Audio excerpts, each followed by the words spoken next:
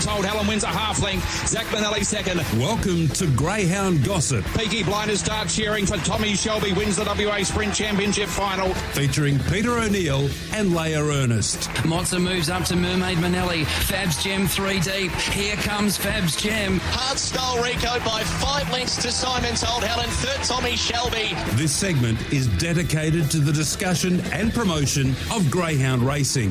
Cindy's Oliver, Rockstar Patriot, Paul Stewart, back-to-back with Rockstar Patriot in the Galaxy. Handsome Prince, a bolder clear. The former Tasmanian Handsome Prince has won the $1 million chase. And a very good morning, everyone. Tune into Greyhound Gossip this Monday morning. And a very good morning to you, Peter O'Neill. Good morning, Leia. Great to have you back. How was your little break? Honestly, Pete, I have missed being on the show. All right, good to have you back, and what a wonderful weekend it was. A big weekend for greyhound racing, not only here in WA, but across Australia as well, with the National Sprint and Distance Championship finals on Saturday night at Wentworth Park. But we had a wonderful night of chasing on Saturday night at Cannington, with the Peter Thomas going the way of the undefeated Electrified. Isn't he going well, Leia, for Crystal Shinners? He's undefeated in 9 starts at Cannington. His only defeat in his career in 11 starts was down at Mandurah, where he was beaten a neck by Brand New Me. And to top it off, Pete, not long ago also equalled the track record there at Mandurah. Flying is Electrified, a greyhound who's going very, very well indeed. And then on Friday night we had the Winter Sprint final, and Momentum was sent out the favourite from box number 1, slightly dwelt, and Glen Currie trained Bones McCoy was able to get across from the outside. So congratulations to Glen, and he'll be joining us on the program in just a moment. Just wanted to pass on our congratulations to Simon Jones, who has been appointed as the new Deputy Chief Steward of Greyhounds at Racing and Wagering WA under Graham O'Day. So that's a great feather in the cap for Simon Jones, who's worked very, very hard. The boys will be heading up to Northam today. That's right, Northam returns with Greyhound Racing here on a Monday. And also we'd like to send out our condolences to the family of Hall of Fame trainer David Hamer. David passed away last Saturday night, so Saturday a week ago, after a few years of poor health. And to his partner and also his family and many friends, we send out our condolences, and his funeral will be held at the Seasons Funeral in Canning Vale at 2 p.m. this Friday, the 2nd of September.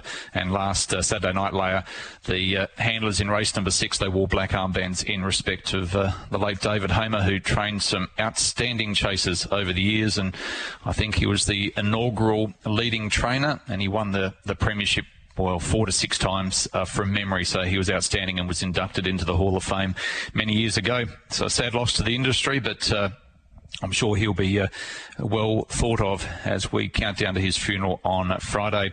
Let's go to last Friday night, and what a win it was by Bones McCoy from box number 8, where he'd had 10 starts prior. He'd won 7 of them, been placed on another 2 occasions, and even though he was beaten in his heat, he bounced straight back from box number 8, and Glen Currie is about to join us online this morning. Glen, congratulations on the great win by your greyhound Bones McCoy there on Friday night. Yeah, thanks very much, Peter.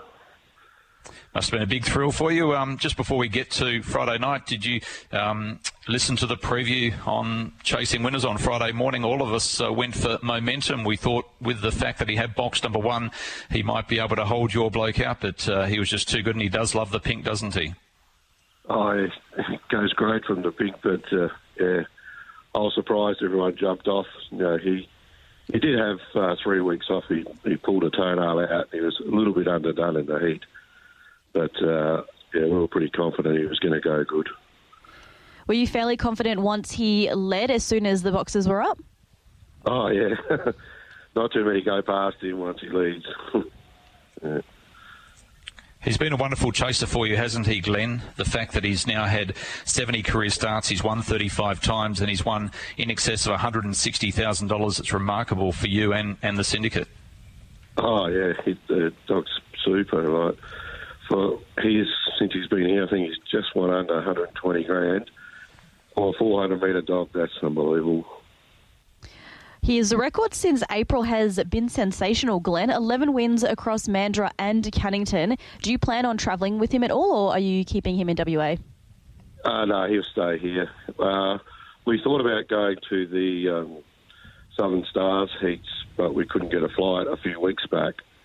But anyway, now he'll just stay here. And the boys have got another dog that won at Wentworth Park on Saturday night, Itchy-Bod Mud, and he'll probably eventually make his way over. Tell us about the owners, the Lazy Boy Syndicate. How did you come across those boys? Well, a great mate of mine, he passed away a couple of years ago. He just, Troy Donaldson, he said, once the dogs reached their mark, he would I keen to take them on, and there's a few that we've had over have been really good to us. And it's been a bonus for you, hasn't it? The winter sprint being run twice in, a couple of months because of the closure of next year. Oh, yeah. That was a bonus, all right. Yeah, not wrong there. And we return to, I mentioned before, we return to Northern this afternoon. You've got a few greyhounds going up there. You must be excited that you don't have to travel too far from One Dowry to get to the track. Yeah, that's it. It's only 20 minutes up the road. I've taken a couple of pups up there and had a look at the new lure, and that looks quite good. I expect Packaroon to go pretty good today, so hopefully we can open our account up there. Okay, he's trialled there, has he? Have both of them trialled? No, he hasn't. No. Are you concerned about that, the fact that he's drawn box 8? Oh, yeah, a little bit, but with the racing now, to try and fit it all in, hopefully everyone goes around safe, and they do normally need a look, but he uses a bit of the track anyway, so he's probably drawn perfectly. Okay, and what about Awesome Vision? Has he seen the track or not? No, he hasn't, no, but he's desperate for the fence, the poor little bloke.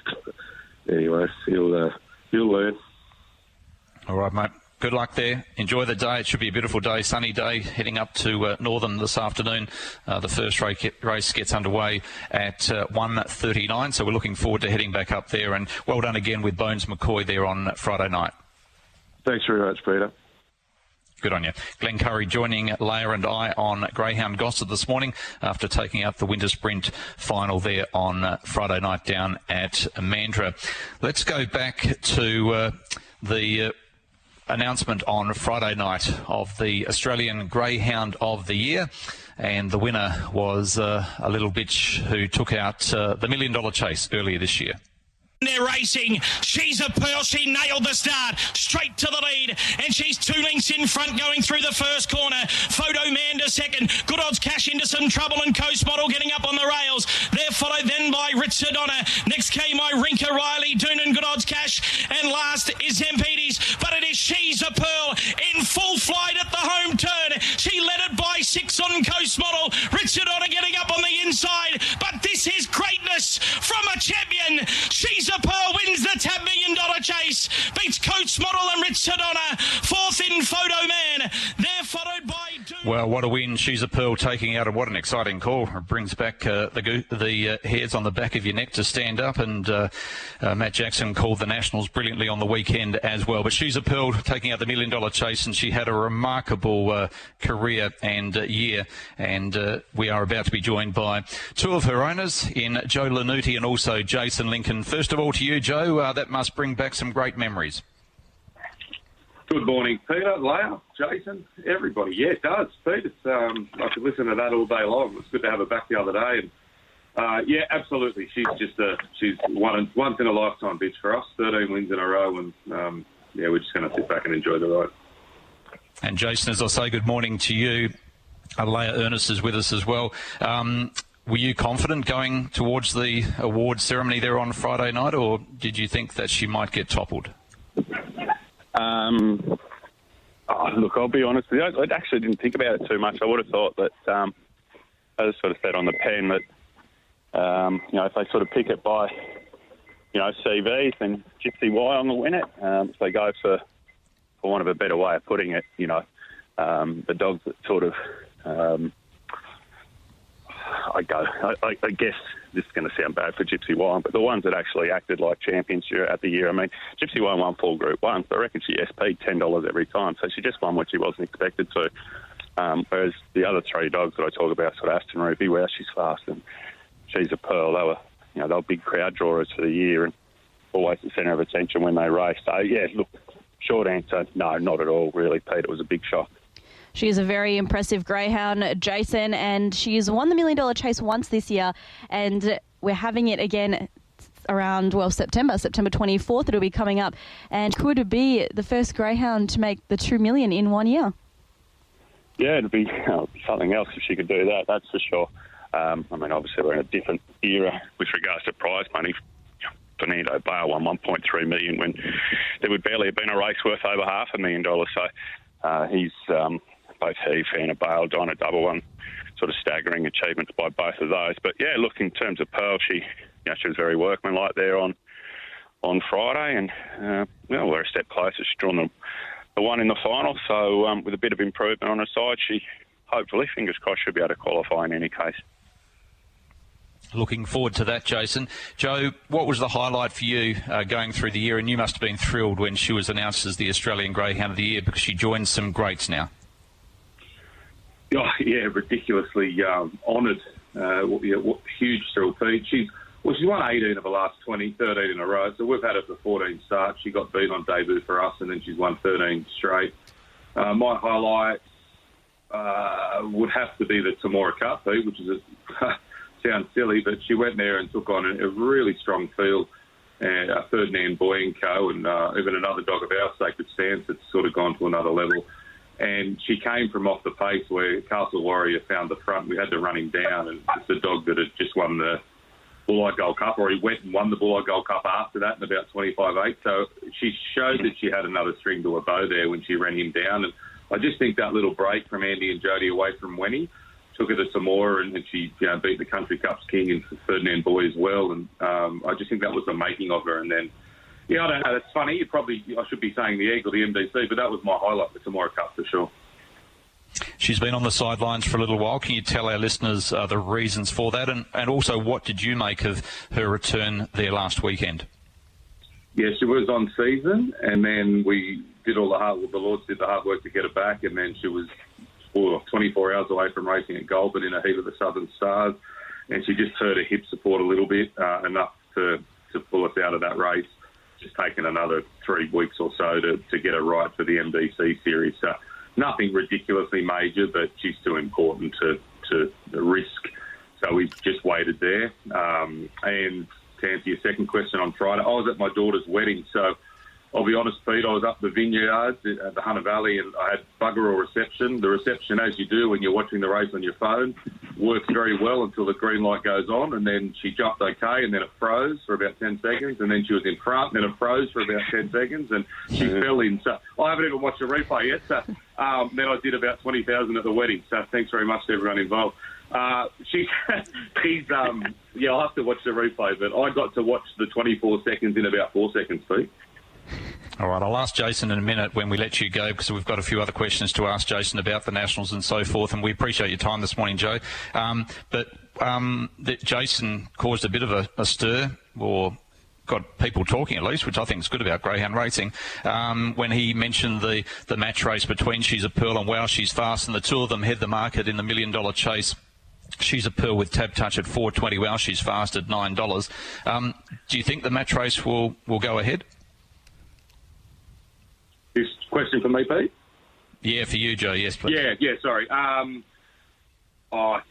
hope so. I don't. It's a tough question. I mean, they're talking end of October, so we're still the best part of 2 months away. Hopefully, they're both at their top, and we can make that race happen, because we'd love to, and I believe the Greenos would love to as well. So, yeah, I don't. I mean, as far as I'm aware, currently, Pete, it'd be 80 or 90% chance of happening, but so much water under the bridge with these two, genuine superstars of the greyhound world, and one little thing could end either career, I'd assume, and they're both bitches as well, so they could come on season. So, from our point of view, we hope so. What I will say, Pete, talking to the Lords last night, we'll see a vastly different bitch from our point of view next week. The improvement will be out of sight. So, as we've just said before, we just want to run top three here. That's the main goal, and line up in those semis, and then who knows. But onwards and upwards, we're desperate for a Melbourne campaign. We'd love nothing more than to take on the Melbourne superstar. Good on you, mate. Thanks for joining us this morning. Really appreciate it. Congratulations on your wonderful bitch, She's a Pearl, being named the Australian Greyhound of the Year, and you're going to have to do it tough from box number 1 in the final. Yeah, I needed a win after this wedding, Pete, so she's got to win something for me. Thanks, mate. Good on you. Go back to the old.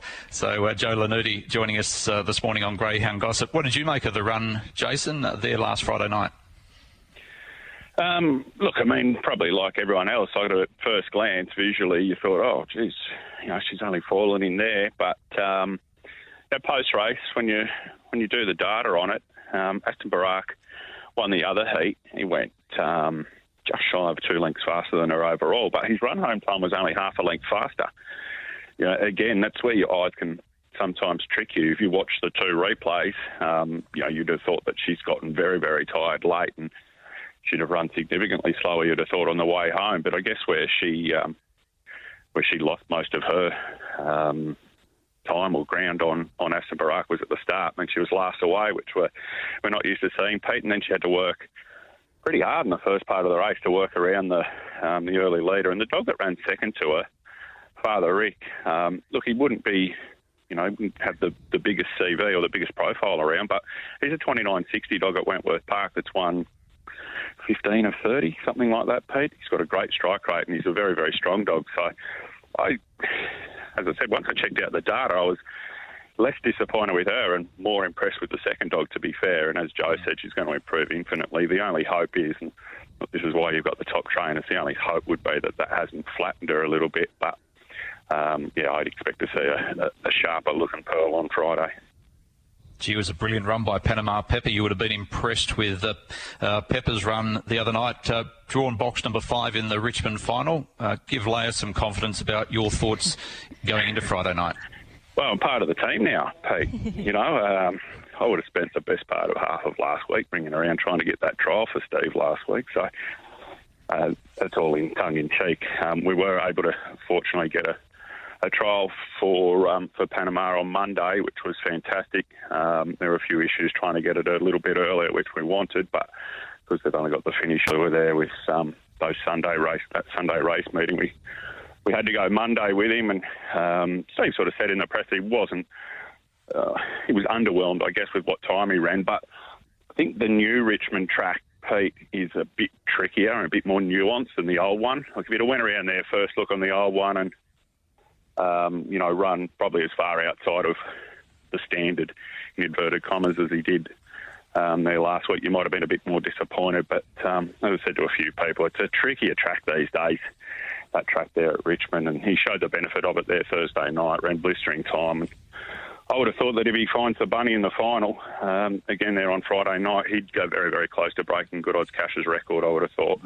Though I can only reiterate, pardon me, what I've been saying about your dogs for the past few weeks, Pete. I think he's going to be a big, big player. Panama. He's going to be much better suited going to Wenny than Richmond with really short run to the first turn there. I think that sort of, that 5:40 second run to the post there at Wenny, that's going to give him another couple of lengths to get to the front, because we know he's a big bully and he's a bit of a wrecking ball. He'll just charge through anything. So I actually had something on him pre-post before the heat to win the whole thing. I think he's a serious, serious player. What did you make of the national finals on the weekend? First of all, New South Wales taking out both of them, as you probably would expect, but Good Odds Cash, was that somewhat of a surprise for the Frank Hurst trained chaser? And also, what did you think of Throttle's brilliant run? Yeah, well, we won the straight track as well, Pete, so we made it 3 from 3. With regards to Good Odds Cash, no surprise at all. I think anyone that sort of follows New South Wales form here closely would know that if she's not winning her races, she's generally very unluckily beaten, and she was in the New South Wales final.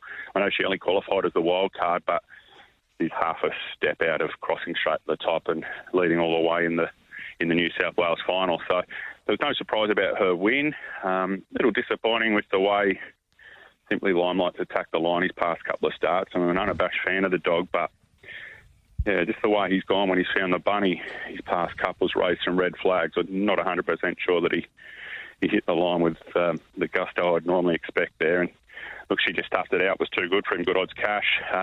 The third dog was terribly unlucky, McInerney. Like, he may well have won the race had he just got around them there at the first turn.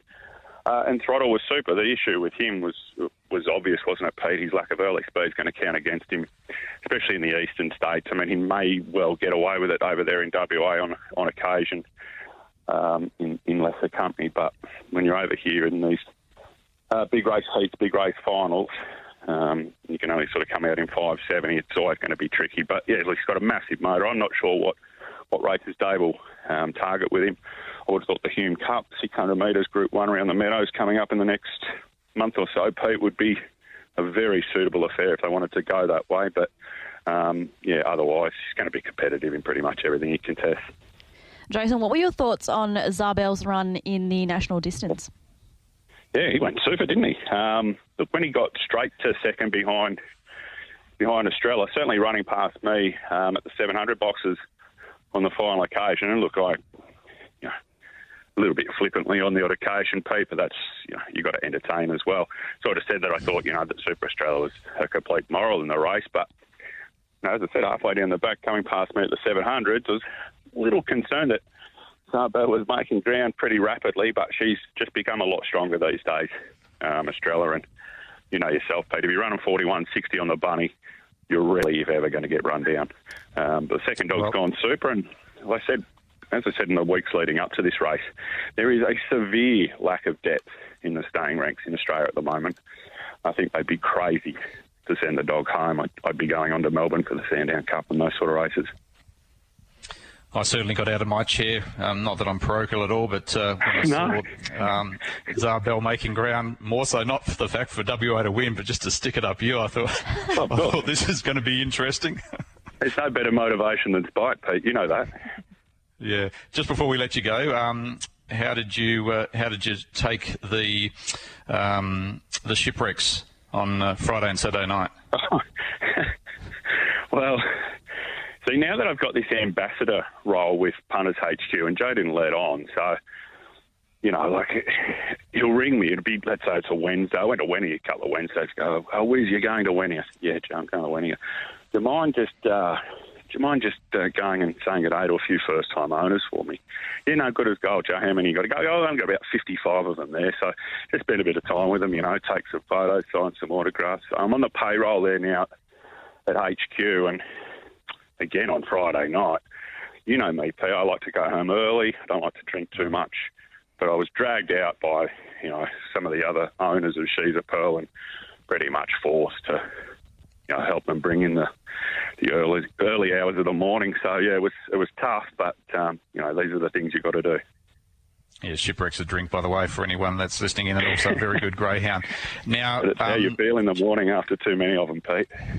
I'm glad you punished yourself. So She's a Pearl was the Australian Greyhound of the Year. Well done to David Gill, winning the Australian Trainer of the Year, and Fernando Bale, as expected, the Sire of the Year, while Mapunga Rosie took out the Dam of the Year, now named the Paul Wheeler Dam of the Year. And it's a great honour for and great acknowledgement of Paul Wheeler as a breeder in Australia.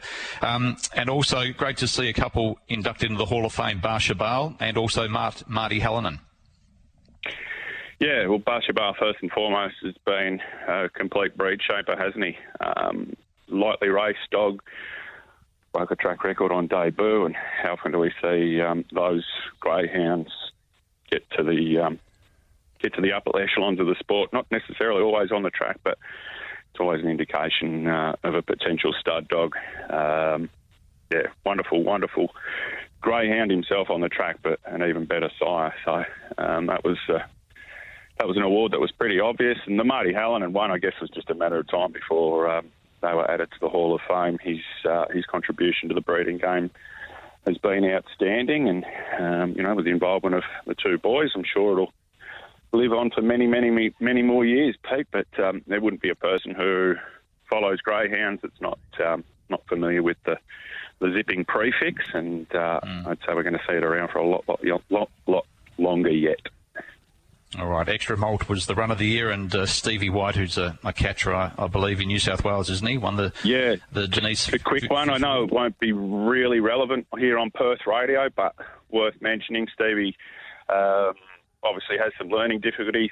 He's a catcher at Wentworth Park. If you've ever raced a dog at Wenny, you'll know Steve for sure. He makes a good earn out there catching dogs, Pete, and I was suggesting to a few people there on Saturday night that now he's got that award, I reckon the rates are going up too. Good on him. Well done. Thanks for joining us. Good luck with She's a Pearl, and well done for you and all the owners that she was acknowledged as the Australian Greyhound of the Year. You might have to organise some accommodation for Leia if you're that confident Panama Pepper's going to be winning the $1 million chase. She might even take me across as a handbag. I'd love to get to Wentworth Park sometime before it's closed. Well, mate, like I said, I did my best to try and get you over for the Nationals, but obviously you're not as important in other people's eyes as you are in mine. Look, Leia's going to make it, so she may as well start making the bookings now. I just hope that we're there with her. I'd love to come over, Jason. Fingers crossed. Well, mate, like I said, jump on board. Hey, the earlier you book, the less you pay. So, Pete, start chasing her up. All right, Pete, let's both of us look at some flights today. We will do. Jason, enjoy your week, and we'll look forward to catching up with you again soon. Thanks, guys. Jason Lincoln joining us on Greyhound Gossip. You'll have to book those flights, Leia. I'm struggling at the moment after buying a couple of bottles of gin yesterday. More than a couple, Pete. Yeah, anyway, that's another story. But looking forward to getting up to Northam. We'll be heading off right now and driving up to Northam through the canola fields, and might even stop at a bakery on the way, and bring you all of the action from around 1:30 this afternoon. Wonderful. We'll be looking forward to joining you for a preview at about 1 p.m. for the 11 race card at Northam. Thank you.